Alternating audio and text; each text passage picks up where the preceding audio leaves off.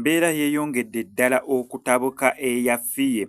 MC Cuts avuddeyo n'ategeeza eggwanga nti ye ng'omuntu yavaayo ne akawunti ye neerabikirako nga streaminga campaign za Museveni nga bagezaako okubeera nga bannyonnyola protecting the gain Uganda zeefunye. However, MC Cuts avuddeyo n'apostinga ebifaananyi bya mukyala we Fiye ng'ali mu ddwaliro embeera si nnungi era waneeno waayogeredde ebyama nti Eddy Kenzo bamuwa miliyoni 15 osobola ozireeta Eddy Kenzo bamuwa miliyoni 15 nga za Fiye ne miliyoni 10 nga za MC Cuts okubeera nga zibaweebwa oba ku nsonga ki oba ku ezo emirimu gye baakola oba okubujjanjabi tetumanyi.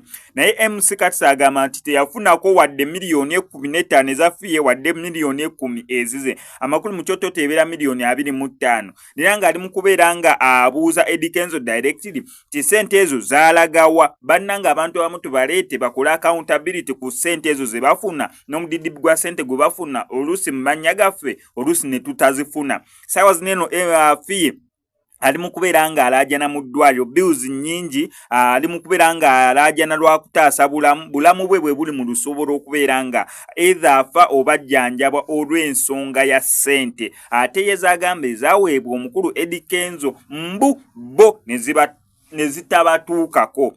Ebyo byonna byonna abyogera ate n'abantu bamukalirira ensonga nati gwagamba protecting the gain kati gain kizooli mu kubeera nga oprotectinga. Naye waaviriddeyo n'agamba nti kituufu tugamba protecting the gain naye tekitegeeza nti neyawo tugamba protecting the gain ffe tetugenda through the pain.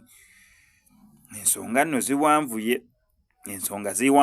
Eddy Kenzo Bebe Cool n'amufumita Eddy Kenzo eno MC Cuts amuli bukiika eno kwegamba ensonga ziwanvuye naye kyonna kyekiri tusabire Fiye abeere nga asobola okusimatuka embeera mwali kubanga ebintu si birungi.